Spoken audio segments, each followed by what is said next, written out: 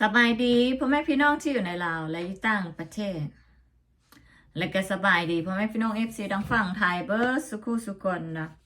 มีเอฟซีนะหลายคนนะได้แชร์เรื่องนี้มาจากกันเพจของเมืองลาวนะซึ่งเรากะได้เอา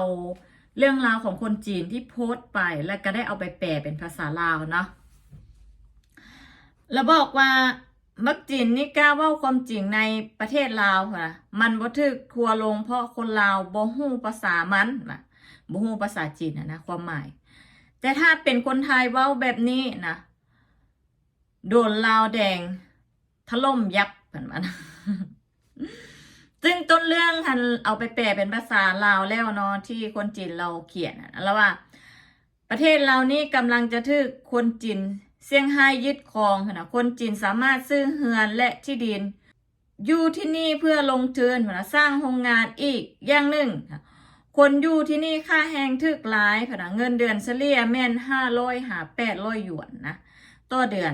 เพราะว่าประเทศลาวนี่ล่าหลังหลายบ่มีอุตสาหกรรมและการผลิตบ่มีเทคโนโลยีและกับความพยายามอย่างหนักแน่นนะอันนี้นี่หลังจากที่เราโพสต์ก็มีหลายคนกระแสออกไปนะเราเขากระแสมาฮอดค่อยแล้วก็ค่อยกลับไปเบิ่งนะก็มีคนลาวนะ ไปคอมเมนต์ทันไลน์เลยเด้นะแต่ค่อยไปสตันกับคอมเมนต์ของผู้หญิงคนนี้นะ ค่อยบอกว่าเรากินมาได้จังไดนะเราคอมเมนต์ว่ามายึดแน่คันเห็นให้ประเทศลาวเจริญวะนะ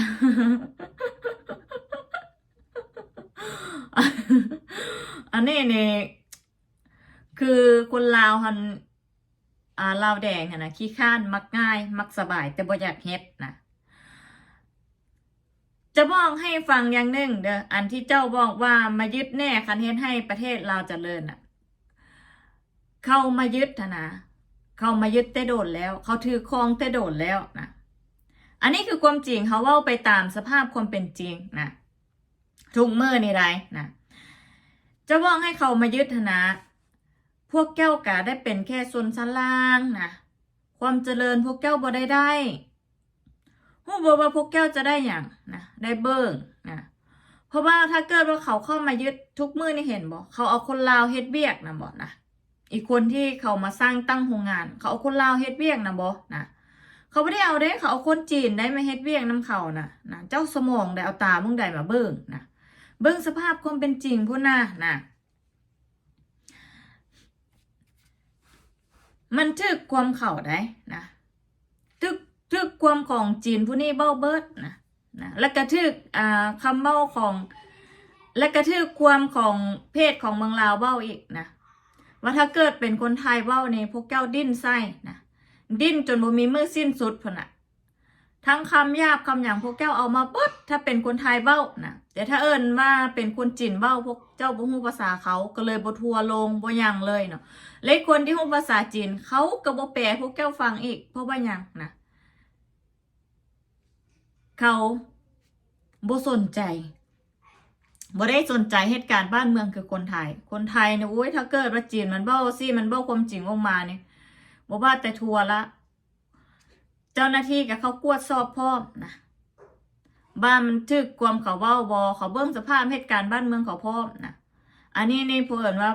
มันเป็นเกิดขึ้นอยู่กับเมืองลาวเนาะคนจีนมาซื้อสัญชาติลาวมาซื้อให้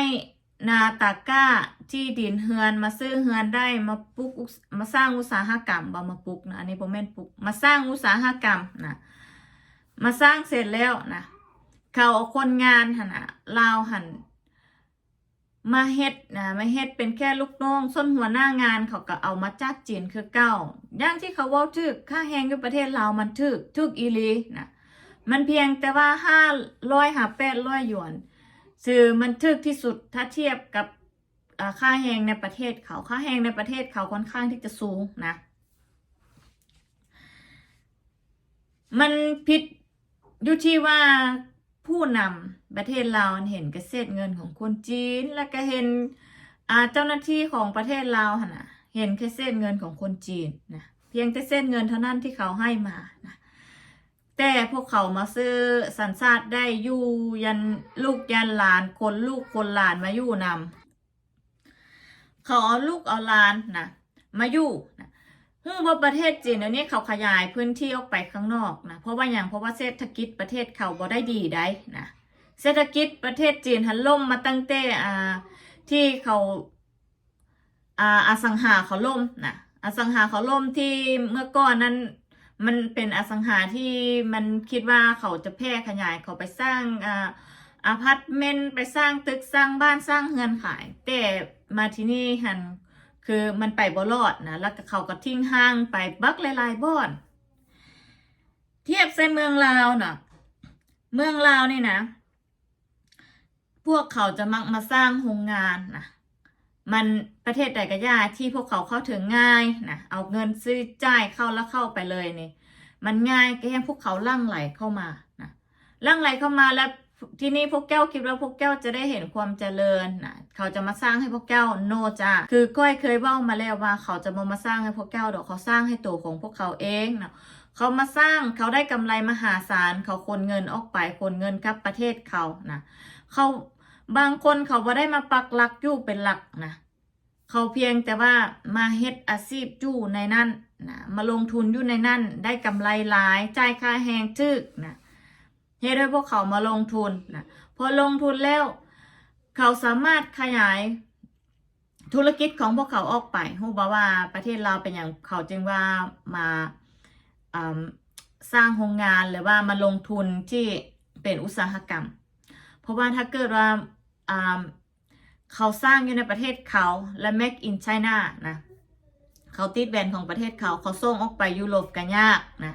เขาติดแบรนด์มาสร้างอยู่ในประเทศลาวเขาส่งออกเห็นบ่นะพอส่งออกไปเป็นจังไดล่ะพอส่งออกไปค่าเสียภาษีเขาก็จะถึกอีกนะเขามีหลายมุมมองได้พวกคนจีนพวกนี้เขาฉลาดนะคนลาวนี่ยังบ่ฮู้ว่าคำว่าล่าหลังหรือว่าสงวนสิทธิ์ไปให้กับลูกหลานนี่บ่ฮู้นะฮู้แต่เส้นเงินยิ้มใส่เส้นเงินที่เขามาให้นะใต้โต๊ะที่เขาให้เขามาซื้อบ้านซื้อเรือนเนี่ยนะซื้อที่ดินตามประเทศอื่นนี่เขาจะบ่สามารถเฮ็ดได้นะตามกฎหมายแต่ว่าคนลาวหันเห็นกระเส้นเงินเขาให้หันยื่นให้ใส่ซองให้หันได้กินส่วนต่างในหนึ่งกันยิ้มบานใส่ว่าได้เงินหลายเฝ้าขายนะบุว่าจีนมันจะบอกว่าอยากได้มองนั่นมองนี่นะเขาก็ให้เบิดนะอยากได้สัมปทานมองนั่นมองนี่เขาก็พาไปซื้อพาไปเบิ่งทอดที่มีเจ้าหน้าที่อารักขาให้นะและก็อีกอย่างหนึ่งคนลาวหันบ่ลงมือสร้างบ่เฮ็ดอย่างที่ผลิตเป็นของตัวเองบ่สร้างโรงงานอุตสาหกรรมบ่เฮ็ดหยังบ่เอาเทคโนโลยีใหม่ๆเข้ามานำใช้ในประเทศนะอาศัยแต่ว่าความล่าหลังเพราะว่าจะพากันโกงกินง่ายนะมันเห็นให้ประเทศบ่ได้พัฒนาไปใจนะได้เห็นให้คนที่เขามีหัวคิดฉลาดคนต่างชาติเขาเข้ามาเพื่อบัง